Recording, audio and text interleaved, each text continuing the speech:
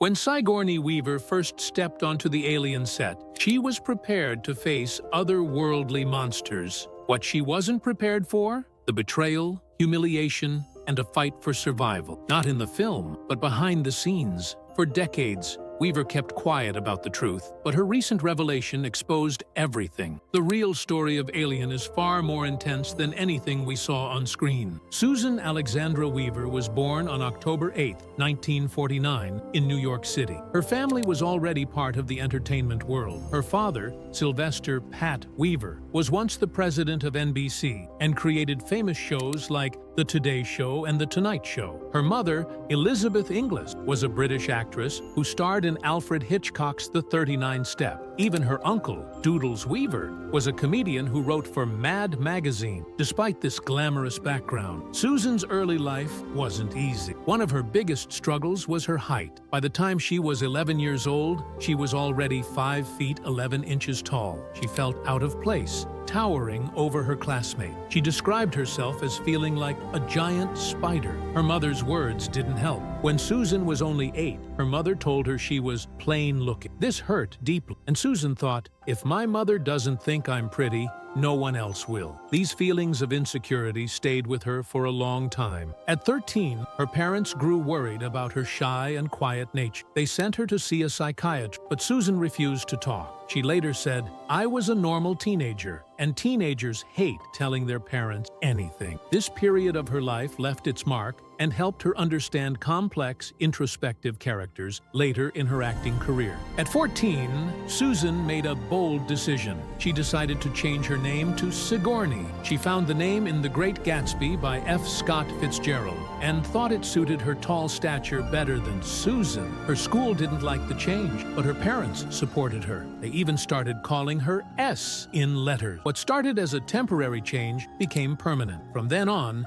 she was Sigourney Weaver. After graduating from Stanford, Sigourney went on to Yale Drama School. But her time there was harsh. Teachers told her she wasn't talented and suggested she stick to comedy instead. Their words crushed her confidence, and she left feeling unsure of her future. Ironically, the same teachers who criticized her were fired shortly after she graduated. Looking back, Sigourney said, "Life will tell you quickly enough in this business whether or not you can make it, without your teachers discouraging you." During these tough years, Sigourney found comfort in doing things her own way. She lived in a treehouse, dressed in playful outfits, and played the flute. While studying at Yale Drama School in the 1970s, she met playwright Christopher Durang in a singing class. It was an unusual place for a playwright and actor to connect, but this meeting started a partnership that would last for decades. Their first project, Better Dead Than Sorry, premiered in December 1973. Weaver played a character named Jenny,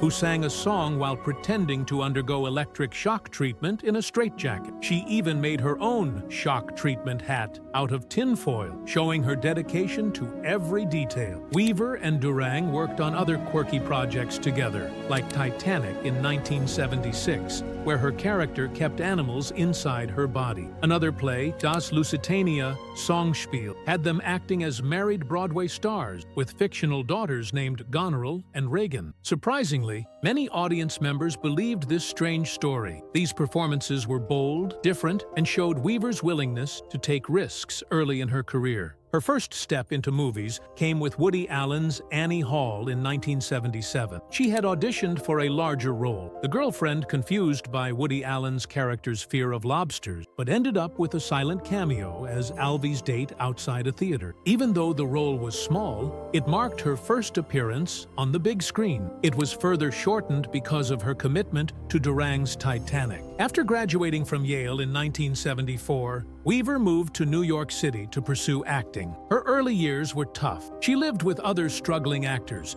including a time when she shared an apartment with Danny DeVito. She worked small jobs to make ends meet, appearing in commercials, and landing a small role in the soap opera Somerset. Money was tight, but Weaver stayed focused on her goal. Her big break came when Warren Beatty noticed her on stage and suggested her for the movie Alien. Even with this opportunity, things weren't easy. The making of Alien was as intense behind the scenes as it was on screen. Directed by Ridley Scott, the film had just 4 months of preparation and a tight budget of $11 million. The cast and crew faced constant challenges, from grueling schedules to physical hardships. But the result was a groundbreaking sci-fi horror classic. For Sigourney Weaver, who played the iconic role of Ellen Ripley, the production was particularly demanding. As a newcomer in her first major role, she wasn't given much support. Her daily commute to Shepperton Studios was in a shared car with her co-star Harry Dean Stanton, who regularly smoked marijuana during the ride. Weaver often had to ask for the windows to be open,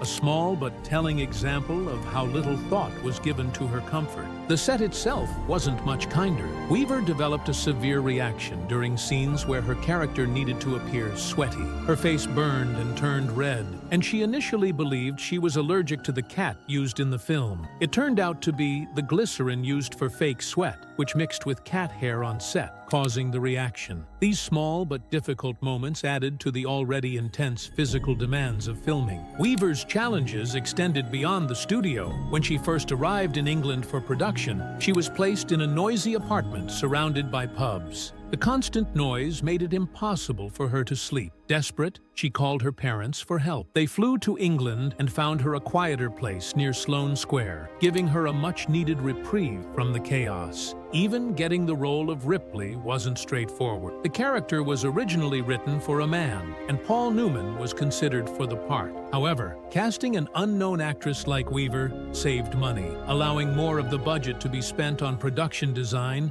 including H.R. Giger's now legendary Alien creation. The studio's financial priorities meant Weaver had to fight for credibility, but she proved herself with a performance that defined her career. Weaver's parents, despite their own entertainment backgrounds, were skeptical about her acting ambition. Her father, who had created The Today Show and The Tonight Show, worried she would struggle in the industry. When she landed the role in Alien, they expressed concerns that she would be eaten alive by the demands of the role and the industry. Despite the gamble, Alien was a massive hit, grossing over $75 million in the U.S. alone. Weaver's powerful performance earned her a BAFTA nomination for Most Promising Newcomer, with critics recognizing her as a rising star. Gene Siskel even predicted she would become a major Hollywood name. Weaver's star continued to rise with Ghostbusters in 1984. She won the role of Dana Barrett over notable actresses like Julia Roberts and Daryl Hannah, thanks to her unexpected comedic audition. In a bold move, she got on all fours and howled like a dog, impressing the casting team with her creativity. Her suggestion to make Dana a musician instead of a model added depth to the character. Ghostbusters became a cultural phenomenon, holding the #1 box office spot for 7 weeks and earning over $100 million in a single year. This success solidified Weaver's place as a versatile actress, capable of excelling in both serious and comedic roles. The year 1988 marked a career milestone for Weaver, as she achieved something few actors ever have. She received 2 Oscar nominations in the same year: Best Actress for Gorillas in the Mist and Best Supporting Actress for Working Girl. That same year, she won 2 Golden Globes for these performances, becoming the first actor to achieve such a feat. These achievements highlighted her ability to handle complex, emotionally driven roles with grace and intensity. Weaver's versatility became one of her defining qualities. From the intense action of Aliens, 1986, to the humor of Ghostbusters and the drama of The Year of Living Dangerously, 1982, she showed an unparalleled range. Her portrayal in The Ice Storm, 1997, earned her a BAFTA award for Best Supporting Actress, further proving her talent. She also found success in voice acting, contributing to beloved animated films like Wall-E, 2008, and Finding Dory, 2016. Her ability to transition seamlessly between genres has made her one of the most respected and enduring actresses in Hollywood. Sigourney Weaver's love story with Jim Simpson began in an unusual way. They met in 1983 at the Williamstown Theater Festival, where Weaver's carefree decision to dance barefoot at a bar called The Zoo set the stage for their first interaction. Simpson, who was working as a bartender, noticed her shoes and placed them on a pipe to keep them safe, forcing her to approach him. At first, Weaver didn't think much of him, assuming he was the kind of man who would remain a bachelor for years. However, Their connection deepened 6 months later when Weaver invited him to a party. After the event, he stayed to help clean up, and their first date followed soon after. Just 3 months later, they decided to marry. On October 1st, 1984, the couple tied the knot, beginning a marriage that has lasted nearly 40 years, an exceptional feat in Hollywood. Their relationship has always been built on mutual respect and an unconventional balance. Weaver pursued a demanding career, traveling for work and earning a significant income, while Simpson ran a low-budget theater company. This allowed him to be home more often, especially after the birth of their daughter Charlotte, who goes by Char and uses they-them pronoun. Char was conceived through IVF 6 years into their marriage, a process Weaver described as physically and emotionally challenging. She admitted that it put strain on their relationship, with the pressure of timing adding to the difficulty. However, their shared commitment to family and their adaptability allowed them to navigate these challenges together. The family has always prioritized privacy, choosing a quiet life in Manhattan over the glitz of Hollywood. Weaver describes their lifestyle as very bourgeois, emphasizing regular routines and a grounded approach to their public careers. They also own a home in the Adirondack Mountains, where Weaver enjoys hiking and swimming, reconnecting with nature away from the city. This separation from Hollywood has helped them maintain stability, both as a couple and as a family. Weaver's grounded nature extends to her work. She is known for her punctuality and her belief that everyone on a film set is equally important. Her philosophy is simple. The goal is to make the best movie possible, and every person involved plays a part. This attitude has not only earned her respect in the industry, but also contributed to her long-lasting career. At 73, Weaver continues to balance her personal and professional life with remarkable ease. Living near their adult child in Manhattan, she remains close to her family while taking on exciting new projects. Sigourney Weaver's career has been a remarkable journey of reinvention and success across film, theater, and advocacy. Her role in the Avatar franchise stands out as one of the most transformative chapters. In the original 2009 film, she played Dr. Grace Augustin, a role that helped the movie become the highest-grossing film of all time, with $2.8 billion in global box office earnings. But it was her surprising portrayal in the 2022 sequel, Avatar: The Way of Water, that truly showcased her range. Weaver played Kiri, a 14-year-old Na'vi character, despite being in her 70s. She collaborated closely with director James Cameron to shape Kiri's look, insisting on an awkward and imperfect appearance inspired by her own teenage years. The film was another massive success, grossing nearly $2.5 billion worldwide and earning multiple Oscar nominations. While she has reached incredible heights in Hollywood, Weaver has never drifted far from her roots in theater. Her Broadway career began with The Constant Wife in 1975, followed by acclaimed performances in Hurly-Burly in 1984, and Vanya and Sonia and Masha and Spike in 2013. Her role in Hurly-Burly earned her a Tony Award nomination, further cementing her place as a versatile and respected performer. Beyond acting, she co-founded the Flea Theater in Lower Manhattan, which became a hub for young talent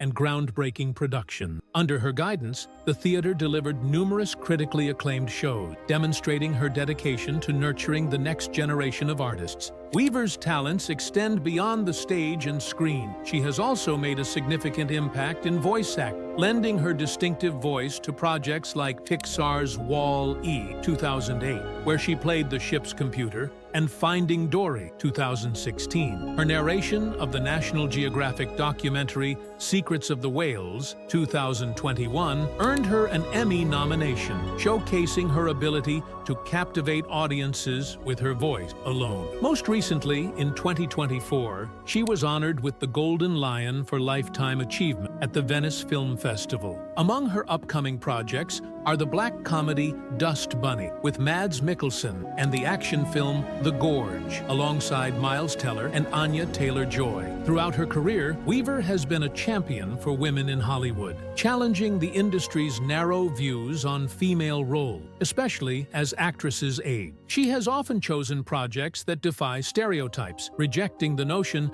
that women should fade into lesser roles as they grow older. In interviews, she has spoken about how she avoided Hollywood's Hollywood's conventional path for actresses, citing how stars like Bette Davis and Joan Crawford were unfairly pushed into horror films by their late 40s. Her commitment to changing these narratives has made her a role model for many. Beyond her work in entertainment, Weaver has shown a deep commitment to environmental and social causes. She has been the honorary chair of the Dian Fossey Gorilla Fund for over 33 years, fighting to protect endangered gorillas. She has also served on the board of Human Rights First for 25 years, advocating for justice and equality. In 2009, her dedication to conservation earned her the National Audubon Society's Rachel Carson Award, recognizing her efforts to protect the planet. Sigourney Weaver's recent announcement of joining the Star Wars universe is a milestone in her already legendary career. The news came during the 2024 Venice Film Festival, where she was honored with a Lifetime Achievement Award. This moment is particularly significant because it makes her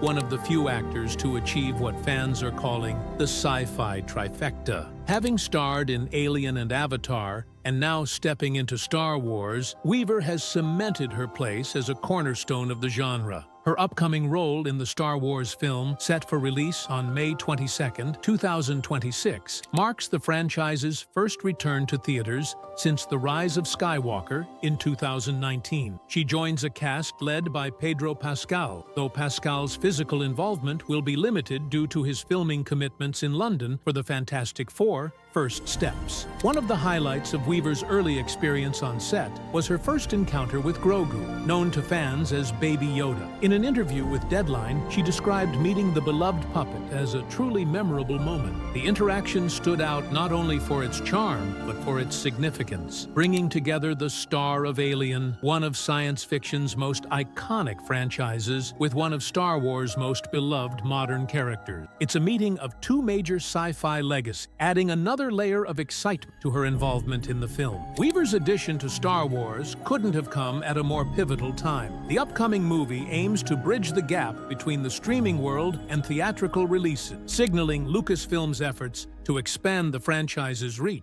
Her casting underscores the studio's focus on high-caliber talent, leaving fans to speculate whether she'll take on the role of a hero or a villain. Either way, her presence signals a strong commitment to quality storytelling as Star Wars charts its future. At 74, Sigourney Weaver continues to set the standard for science fiction actors. Her ability to jump between major franchises is unmatched. From her groundbreaking role as Ellen Ripley in Alien to her portrayal of a teenage Na'vi in Avatar: The Way of Water, which grossed nearly $2.5 billion worldwide. Now, with Star Wars added to her resume, she's pushing the boundaries of the genre even further. Alongside this announcement, she also confirmed her involvement in the upcoming sequels Avatar 3, 4, and 5, demonstrating her unwavering commitment to challenging and innovative projects. Weaver's career spans more than 4 decades, defined by roles that have redefined what women can do in science fiction. Her addition to Star Wars feels like a natural progression in her legacy. It's another chapter in a career that has consistently broken new ground and inspired generations of fans.